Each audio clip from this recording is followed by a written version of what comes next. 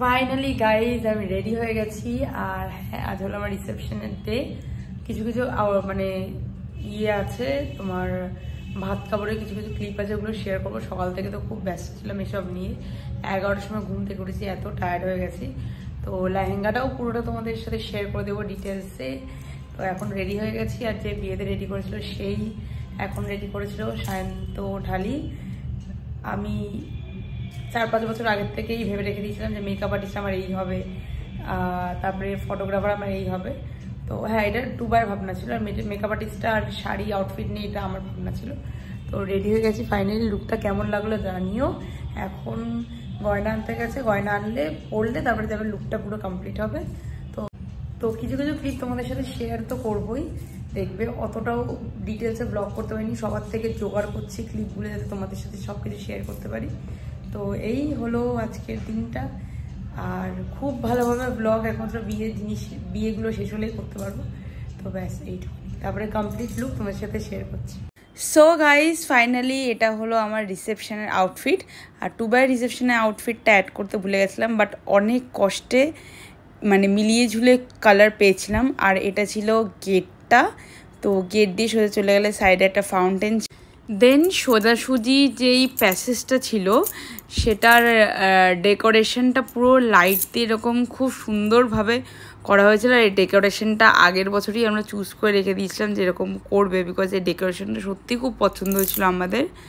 And second, এটা শেষ করার পর আমি যেখানটা বসেছিলাম সেই গ্রাউন্ডের এন্ট্রি ছিল, হ্যাঁ সামনে থেকেও ছিল, বাট এখানে ছিল, এখানে সুন্দর লাইটের একটা ছাতা টাইপের করা ছিল। আর এই যে উল্টো এই পাশে ছিল একটা রিক্সা।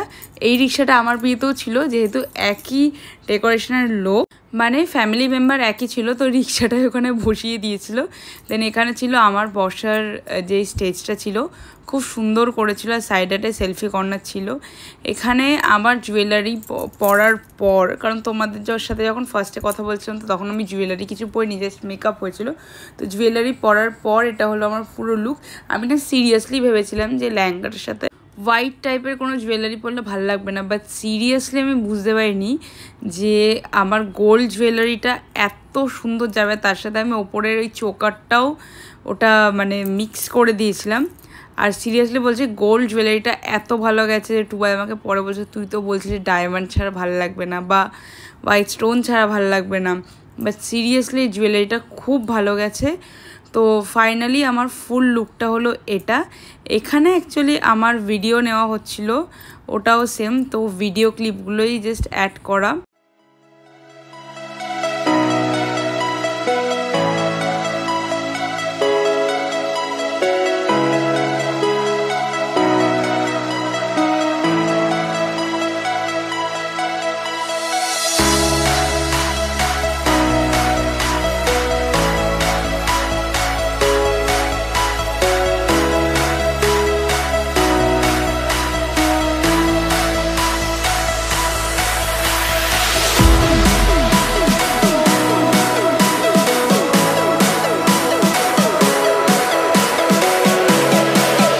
আমার বাড়ির লোকজনও সবাই চলে এসেছিল। আর এই হলো সব তত্ত্বগুলো সাজানো।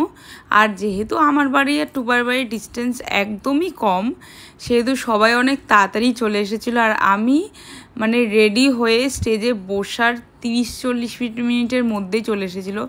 তো এখানে হলো আমার বুম্মা দাদু এসেই আগে আমাকে জড়িয়ে ধরেছে। একদিন দেখেনি, মনে হচ্ছে অনেক দিন দেখা হয় না। এখানে আমার ফ্রেন্ডসরা সবার সাথে আর ক্লিপ অ্যাড করিনি, তাহলে তো আর মানে শেষ হতো না ভিডিওটা। তারপরে মা, এখানে মনি, মামি, পিলপিলি সবার সাথে পিকচার তুলেছি। তোলার পর তারপরে একটু বন্ধুবান্ধবের সাথে গল্প করলাম। গল্প করার পর তারপর টুবাই আমার জন্য একটা সারপ্রাইজ রেখেছিল, বিকজ আমার রিসেপশনের দিন ছিল ভ্যালেন্টাইন্স ডে। তো হ্যাঁ, ভ্যালেন্টাইন্স ডে রিসেপশন পার্টি সব কিছু মিলিয়ে আমার জন্য একটা সারপ্রাইজ প্ল্যান করেছিল। একটা সুন্দরভাবে কেক রেখে সেটা অ্যারেঞ্জ করেছিল। তো এটাই হলো সেই ক্লিপ।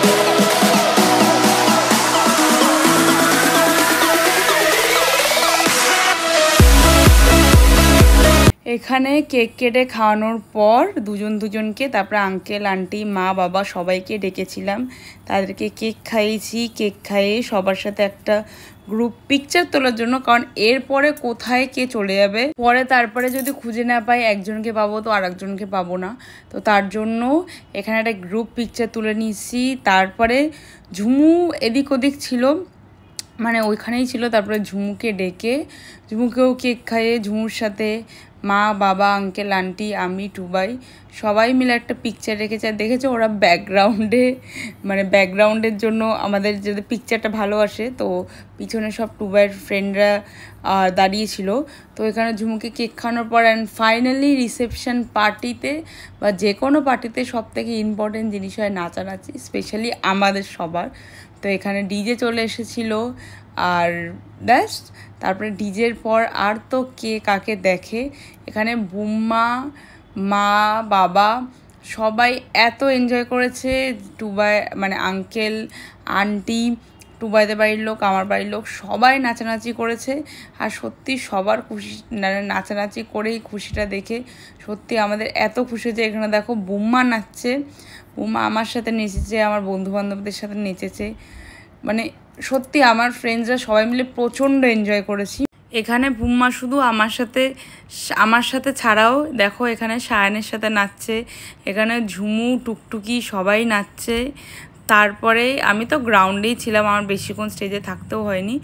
এখানে আমি আর এখানে আঙ্কেল নাচছিলাম, মানে অ্যাকচুয়ালি আঙ্কেল হাত ধরে আমার গোল গোল করে করাচ্ছিল। আঙ্কেল বুঝতে পারিনি যে আমার লেহেঙ্গাটা প্রচণ্ড হেভি ছিল। অ্যাকচুয়ালি আমি লেহেঙ্গাতে না, আমি বলেছিলাম 2টো ক্যান দিতে, বাট যেহেতু আমার লেহেঙ্গাটা বানিয়ে এসেছে তো তার জন্য ওরা 3টে না 4টে ক্যান অ্যাড করে দিয়েছে, যার জন্য প্রচণ্ড হেভি ছিল, যেটা আমি রিসেপশনের দিন পরার পর রিয়েলাইজ করছিলাম, বিকজ পরে আমি জাস্ট ব্লাউজটা ট্রায়াল দিয়েছিলাম আগে। তো এখানে টুবাইয়ের মানে আমি না দেখে শুধু ভাবছি যে টুবাই এত লোকের মধ্যে এরকম করে নাচছে কী করে। আমি টুবাইয়ের দিকে অবাক করে তাকিয়ে আছি, টুবাই পরে আমার দিকে তাকিয়ে হাসছে। এখানে আবার আমার একদিকে মা মাসিরা পূর্ণি আন্টি মানে মার বন্ধুবান্ধব ছোটো কাকির বন্ধুবান্ধব সবাই একসাথে নাচছে। আর সত্যি কথা বলছি, মানে যে কোনো পার্টিতে, আমাদের পার্টিতেই যে কোনো পার্টিতে সবাই মিলে এরকম নাচে। এখানে টুবাইয়ের বন্ধুবান্ধব আমার বন্ধুবান্ধব সব সমান, টুবাইয়ের পাড়ার সব বোনগুলো, এখানে আমার বোন, ওখানে মেঘা, সবাই মিলে একসাথে নাচছে। এখানে আবার আমার বাবা মা দুজন মিলে হাত ধরে হঠাৎ করে নাচছে। আরও এখানে ডিফারেন্ট টাইপ অফ নাচ দেখা যাবে, মানে তোমরা দেখেও হাসবে। আমি পরে যখন দেখছি যাদেরকে দেখাচ্ছি তারাও হাসে, বলছে হ্যাঁ আমি এরকম করে নেচেছিলাম, মানে আনন্দর লেভেল ছাড়িয়ে গেছিলো ওদের।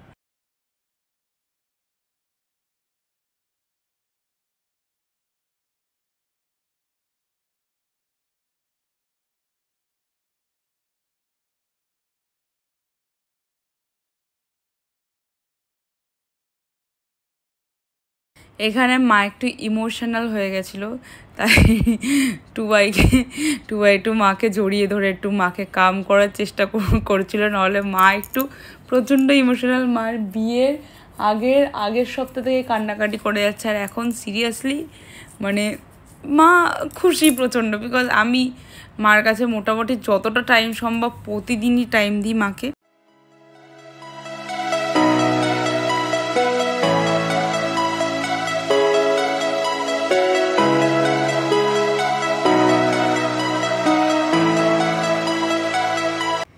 এইখানে অন্য টাইপের নাচ দেখতে পারবে, দেখো তাপস কাকু কেমন করে লাফাচ্ছে।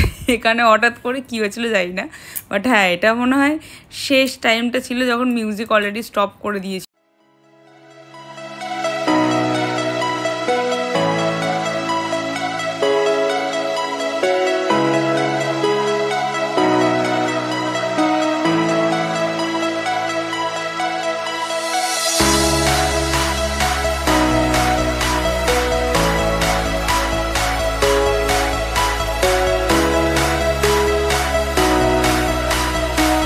ছোটোবেলা থেকে এই গানটা খুব শুনে আসতাম, মেনকা মাথায় দিল ঘোমটা, ওই যে আমার বাবা নাচছে। বাবার ফোনে খুব ভিডিও দেখতাম, তখন তো কারোর কাছে ফোন টোন এত ছিল না, বাবার কাছে ছিল, তো এই গানটাই চালাতাম আর এই গানের ভিডিওই দেখতাম। নাচতে নাচতে ক্যামেরাম্যান দাদাগুলো রীতি পরিমাণে আমাকে হাত ধরে টেনে নিয়ে গেছে। একজন আমার লেহেঙ্গা ধরেছে, একজন হাত ধরেছে, বিকজ এত হেভি ছিল। আমি নাচছিলাম কি করে আমি সিরিয়াসলি জানি না। নিয়ে গেছিলো যে এবার তুমি বসো, একটু রেস্ট দাও, নাহলে এবার তোমার চুল এলোমেলো হয়ে যাবে, পুরো মেকআপ এলোমেলো হয়ে যাবে, তখন তোমাকে কিন্তু ভাল লাগবে না আর, কারণ পরে কাপল শ্যুট বাকি ছিল।